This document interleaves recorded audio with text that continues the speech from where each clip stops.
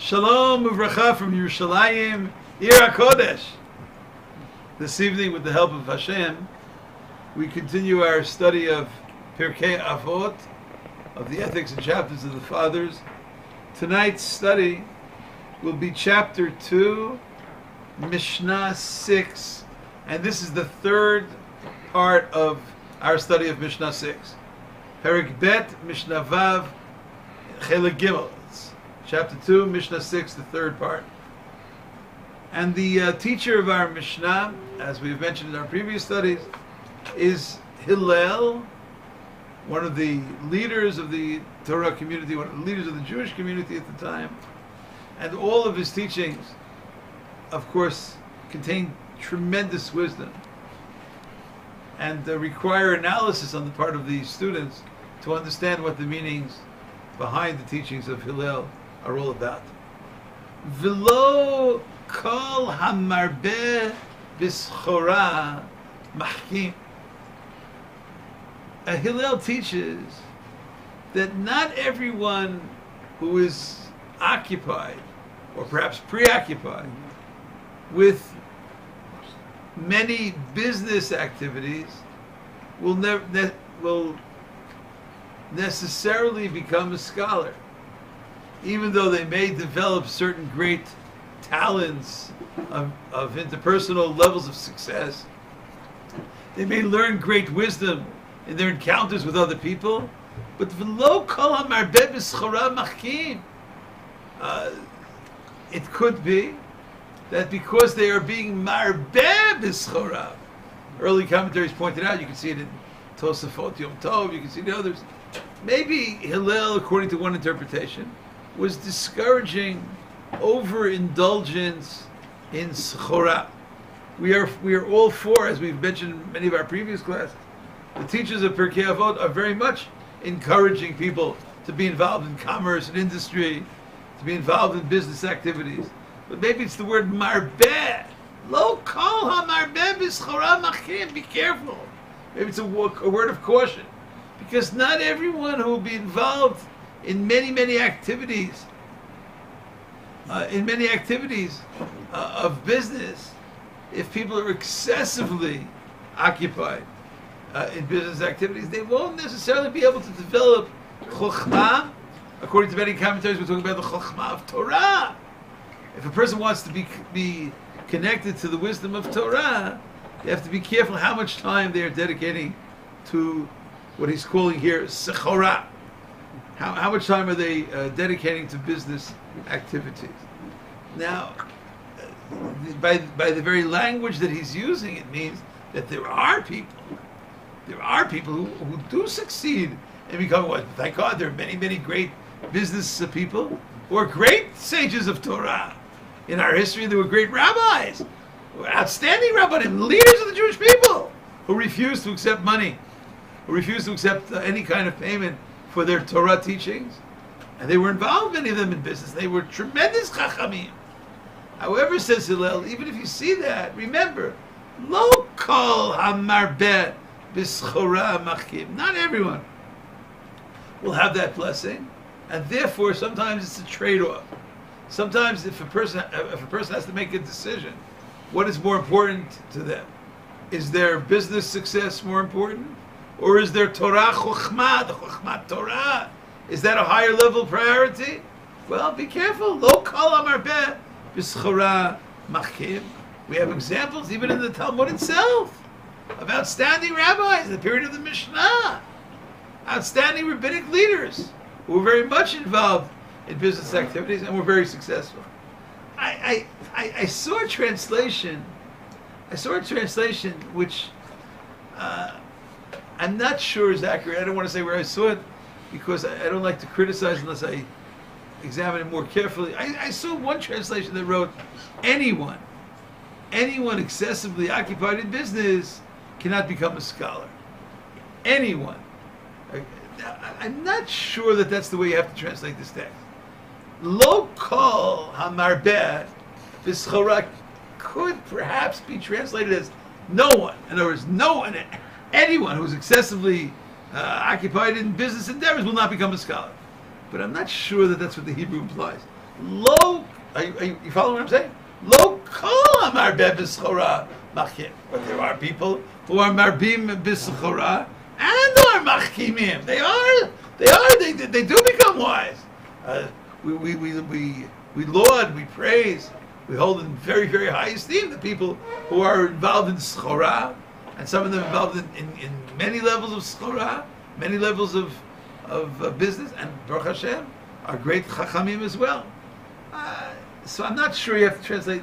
There are people who want to read this, including one of the great translations on Pirkei Avot, unless my knowledge of English is limited and maybe I don't understand what they're saying.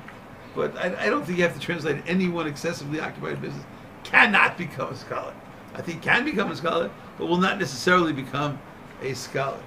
I saw in one commentary, I saw in the Art Scroll commentary on Pirkei Avot, he quotes Tiferet Tzvi. I didn't have the time to look up Tiferet Tzvi.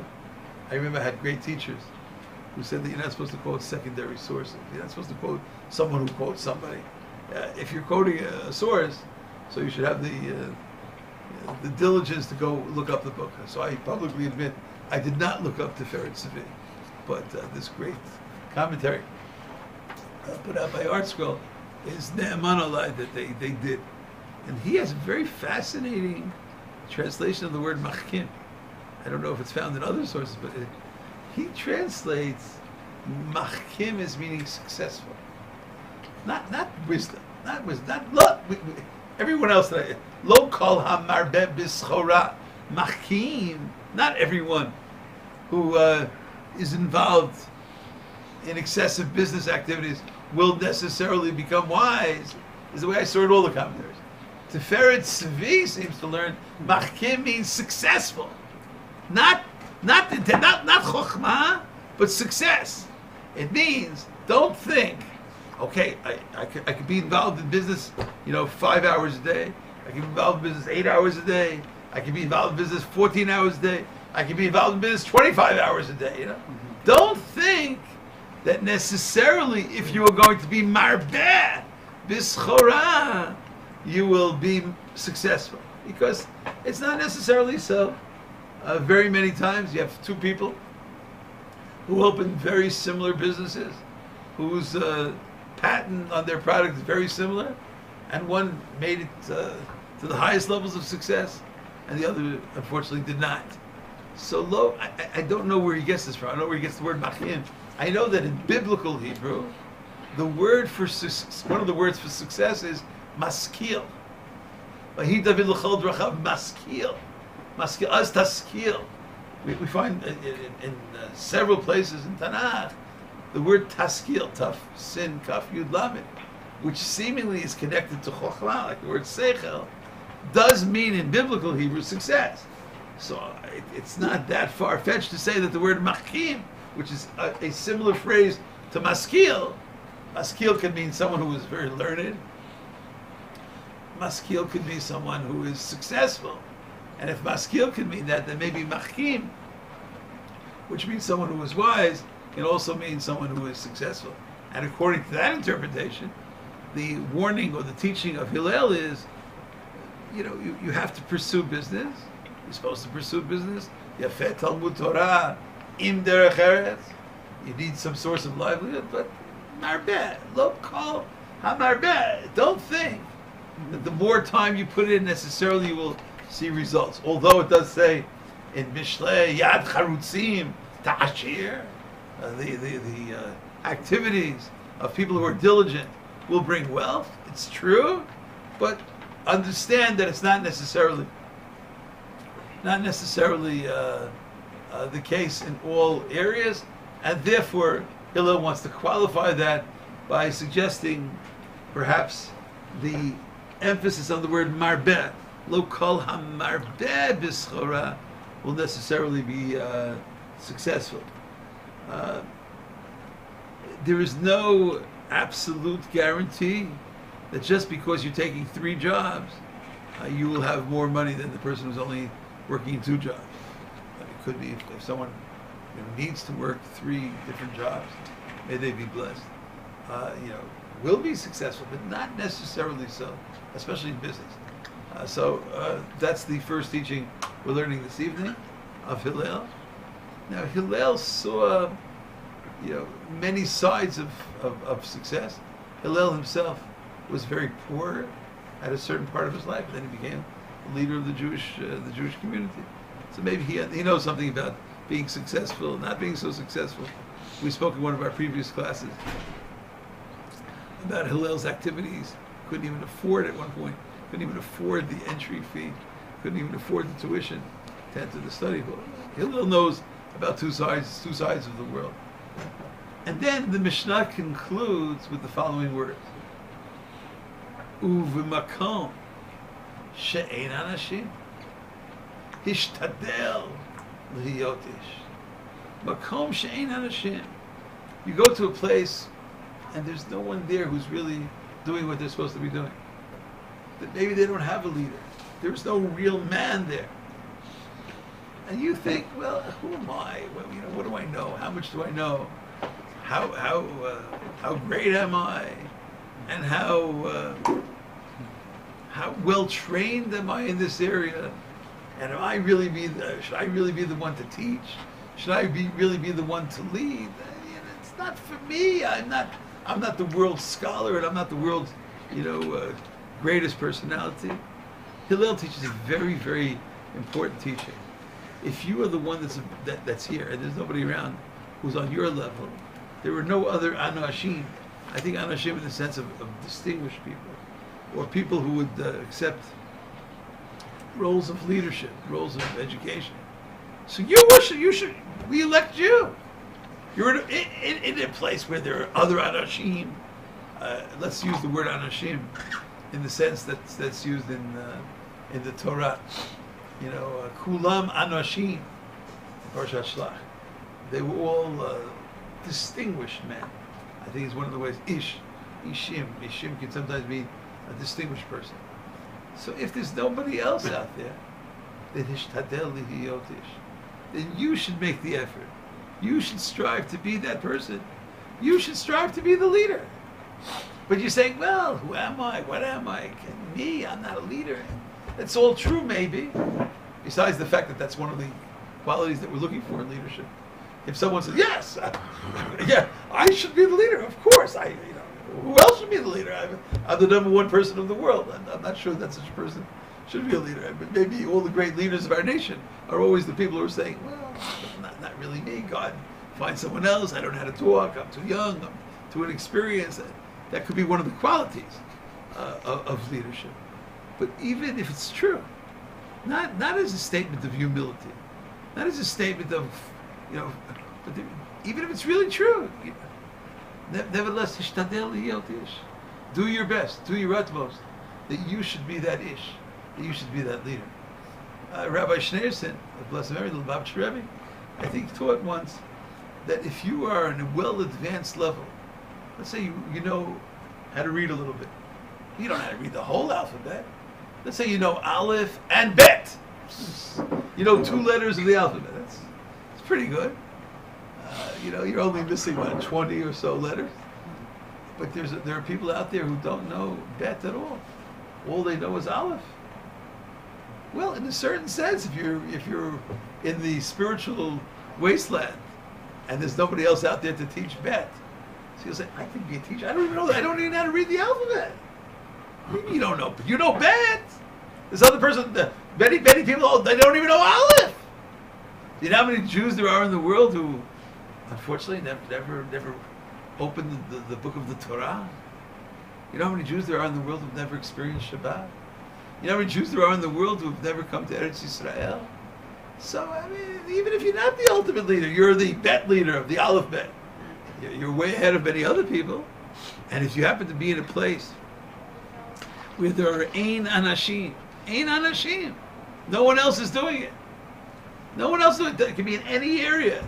It can be in the area of study, of teaching. It can be in the area of prayer and congregations and community service. It can be in the area of philanthropy. It can be in the area of chesed, the area of kindness and extending kindness. And you say, well, am I really the one to do this? Makom she'ein anashim. No one else is doing this. So you should be the one to set up such a committee. You should be the one to set up such an organization. Hishtadel. Maybe you will be successful. Maybe you won't be successful. I hear in the word hishtadel, a little echo of, lo kol hamarbeh machkeme. I don't know if it's an absolute guarantee that you will, but hishtadel, try your best, and do your best, and God will do the rest. Hishtadel liyotish. Now I saw today in one of the commentaries.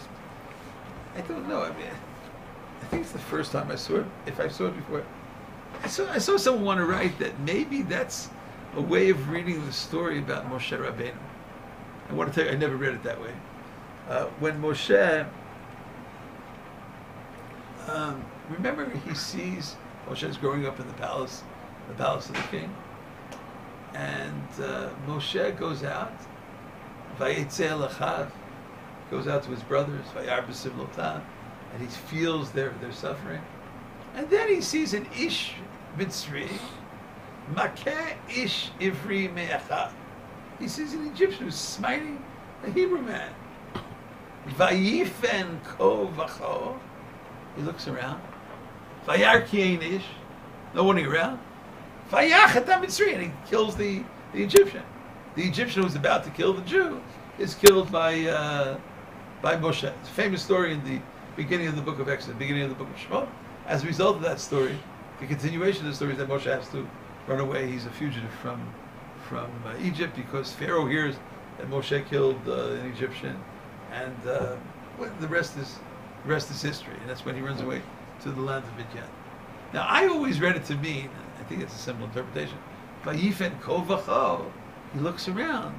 He wants to make sure that no one will see him, right? He wants to make sure Ki Ein Ish. There's nobody there. Okay, no one here. So then he's able to kill the Egyptian. I think that's a simple interpretation. I saw it today. Now I don't know the first source. I have here a commentary on commentary on Pirkei Avot. And he says, I quote, he said, "Lashon ha'devarim nismechet ala mesupar al Moshe Rabbeinu." There's some kind of connection between our Mishnah and that which is told about our great leader Moshe. Ulachar shehibit el sevivotav vayar ki ein ish. Vayar ki ein ish. Moshe saw that nobody else is going to do this. Who else is going? Not vayar ki ein ish. There was nobody to catch him, which is the way 99.999% of the people reading the text. Ein ish. Who else is going to protect the Jewish people? Who else is going to defend the Jewish people? Who else is going to see to it that justice prevails here? Who else is going to see to it that an Egyptian should not pick up their hands against the Vayar ki ein ish? There's nobody around. Are these people taking care of it? Are those people that? No, nobody's taking care of it. Vayar ki ein ish. It's almost the exact language of our Mishnah. Makom she'ein Hashem. Well, there's nobody else doing it. Hishtadel liyotish. Shabbat Moshe takes the law into his own hand. Vayachat HaMitzri. Vayitbenei Bacho. Has many ramifications. And I believe that many of the great leaders of our history, I think that's what motivated them. They saw that nobody else was doing it. So just wait till somebody else does it. Maybe not. Many great people have, with many great innovations, many great accomplishments. I think they were motivated by the teaching of Hillel. Why should I do it? Because no one else is doing it. So do it. It won't be perfect. It won't be the greatest. Maybe theoretically there's a way of doing it.